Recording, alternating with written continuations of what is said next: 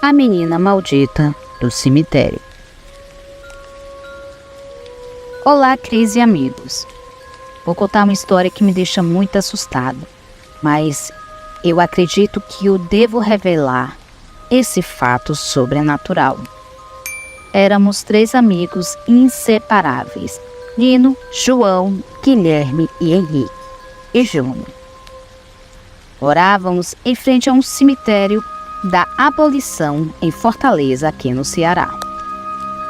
Todas as noites nos encontrávamos na praça para contar histórias e lendas de terror.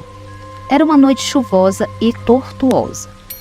Um colega chamado Neném começou a contar uma história da menina dos olhos de fogo. Conta a lenda que essa menina vivia aos redores da primeira igreja construída no Meireles, brincando. E para má sorte dela, um belo dia, decidiu entrar na igreja à noite. Onde então, naquele momento, não tinha ninguém. Porém, as velas estavam acesas e de repente sopra um vento muito forte, onde as velas são derrubadas e começa um grande fogo. Os moradores tentaram apagar o fogo, mas sem sucesso. A menina estava toda queimada, mas algo de arrepiar aconteceu. Os olhos da menina estavam em chamas e na época houve uma grande comoção, devido às pessoas associarem a sua morte a ter tentado contra sua própria vida. Coisas estranhas começaram a acontecer depois da morte da jovem. Pessoas começaram a morrer ao redor do cemitério, onde ela foi enterrada. Gatos mortos e nada que estivesse perto daquele local permanecia vivo. O primeiro caso foi de um casal que tinha saído da beira-mar e inventaram entrar no cemitério por curiosidade.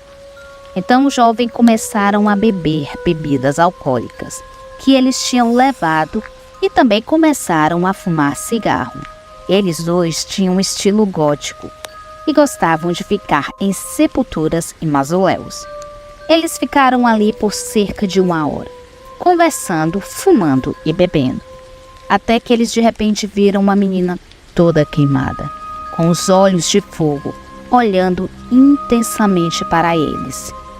Eles ficaram muito assombrados e saíram em direção à sua casa, pois eles moravam no castelo encantado. O casal chegou em casa e o casal contou tudo para seus familiares e amigos, o que tinha acontecido com eles. Porém, ninguém deu atenção ao seu relato. Até que, com 3 dias depois, eles amanheceram com uma febre e disse que estava vendo a menina ao lado deles, dizendo que ia levar a sua alma. Eles gritavam muito e deliravam por causa da febre alta. O casal foi levado à UPA, mas, infelizmente, com 12 horas depois de ter chegado à UPA, eles vieram a óbito. E o pior de tudo, falaram que foi ataque cardíaco nos dois. E isso ninguém soube explicar o que realmente aconteceu. Teve outra vez que Júnior ligou várias vezes para seus amigos, falando que não conseguia dormir. E que em sua mente, que uma menina aparecia. E ela tinha olhos de fogo e seu corpo estava todo queimado.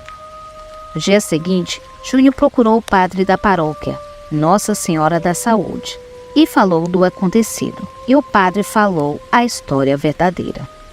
Para que aquela coisa deixasse ele em paz, era necessário uma oração de paz, para que o espírito da jovem pudesse descansar. Ao sair da igreja, Júnior depara com a figura da menina com olhos de fogo. Ele fica paralisado. A menina permanecia olhando para Júnior, em cima do túmulo, lá no cemitério. Júnior foi depressa para sua casa e entrou em seu quarto e começou a fazer as suas orações. E pediu perdão pelos moradores do seu bairro por falta de respeito. Às 3 da manhã, Júnior acorda com a visita do espírito da menina.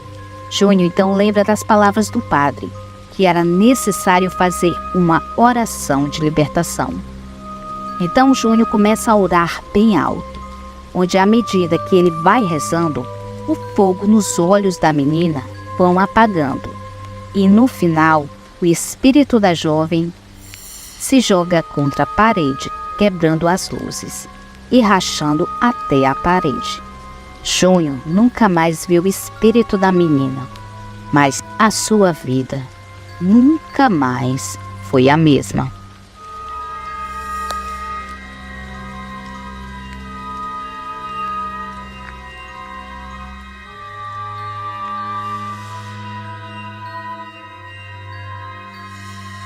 Relatos do meu pai.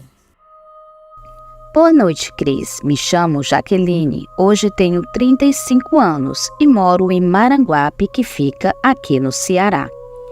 Estou aqui para contar uma história que aconteceu com meu pai, que na sua vida já viu quase de tudo. Porém, segundo ele, o que lhe deixou mais com medo foi um lobisomem que veio num acampamento enquanto ele estava trabalhando em uma outra cidade. Agora, para que não fique tão confuso e que ninguém perca nenhum detalhe dessas histórias, contarei esse relato assim como ouvi de meu pai. Ele começa a sua história assim. Eu tinha 26 anos na época, estava casado e tinha 2 filhos. A gente vivia para aquelas bandas do Juazeiro do Norte do Ceará, lugar em que nasci. A vida na roça era muito difícil. Lembro que um filho meu até faleceu. Os outros 2 tive que dar para uma irmã, porque não pude criar, mas consegui criar vocês. Como disse, as coisas naquele tempo eram muito difíceis. Trabalhei como caseiro, servente, até de coveiro, que foi a primeira vez que vi coisas estranhas. O cemitério, que era o único da cidade, estava precisando de coveiro, mas era só para tirar férias do outro que estava exercendo a função. Como o pessoal achava feio, e nenhum rapaz queria trabalhar no cemitério. A vaga estava livre e que eu estava precisando de trabalho. Fui para trabalhar no cemitério e até hoje me perguntam se não tinha medo de visagem ou coisas que poderiam acontecer comigo. Medo eu não tinha, mas passei por cada coisa que é difícil de acreditar. Uma vez em quando estava limpando algumas covas cheias de caixão velho, eu senti um forte aperto no pescoço, mas que logo parou, pois quando me virei para ver quem estava fazendo a brincadeira de mau gosto, não vi ninguém. E por mais outras 2 vezes passei por experiências parecidas. Outra vez estava deitado na rede, escutando um velho rádio, quando ouvi um grito no meio do cemitério. Era alto e assustador. Foi só uma vez que aquilo aconteceu, mas foi o suficiente para me deixar todo arrepiado. Porém, o mais assustador foi o corpo seco, que até hoje não sei se foi impressão minha ou se aquilo de fato aconteceu. Um certo dia, o coveiro que trabalhava na parte da manhã disse que tinha um corpo seco desenterrado nos fundos do cemitério.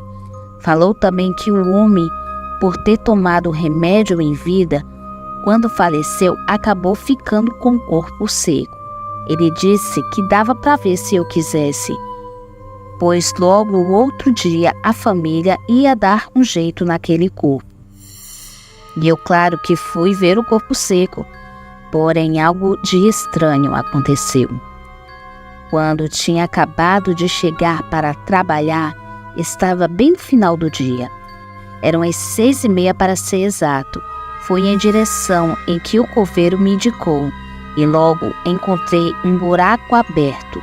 e bem ao lado estava o caixão. Agora o corpo não se encontrava no local. Olhei dos lados, dentro do caixão, e nada de achar o corpo. Foi quando vi pelas minhas costas alguém me chamar. Sabe quando dá aquele frio na espinha e você não consegue se mexer? Então, foi isso que senti. E não me virei para olhar. Foi quando, de novo, escutei aquele chamado. Aí já percebi que era coisa do além. Com muito esforço, consegui me virar para trás.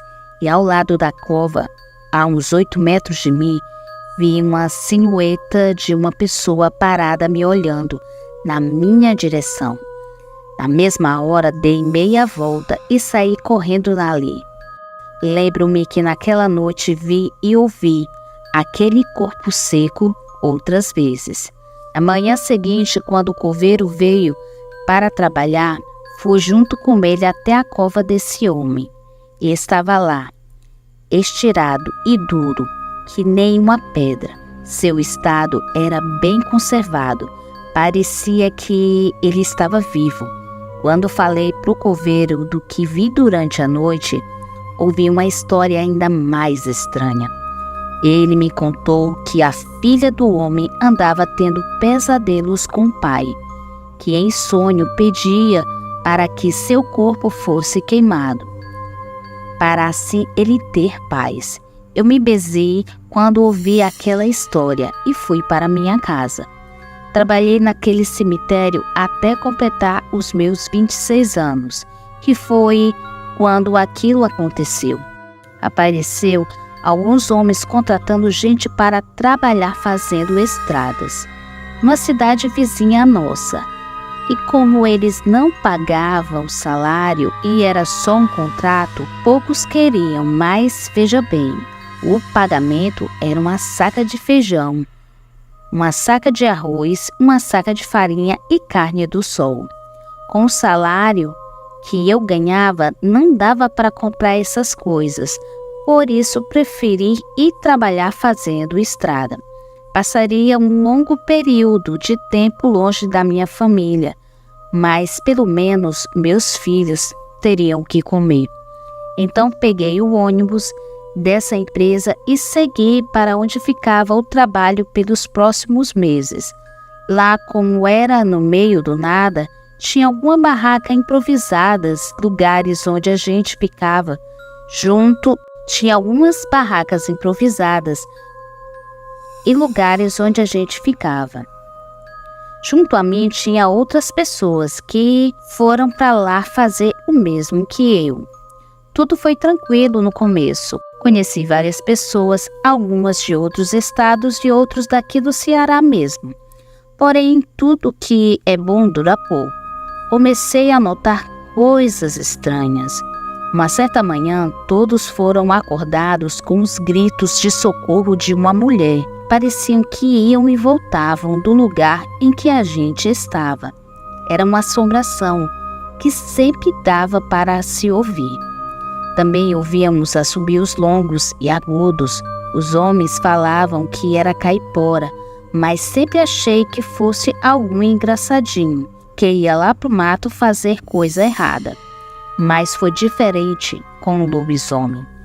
O que eu mesmo vi naquela noite. Por a gente estar no meio do nada e raramente ir à cidade para comprar comida, fazíamos ali mesmo as refeições, almoço, janta e café. Sendo que fazia esse trabalho eram as mulheres que trabalhavam lá, já que muitos iam para se engraçar com os homens. Resumindo, mulheres da vida, que iam chegando e acabando morando nos barracões improvisados.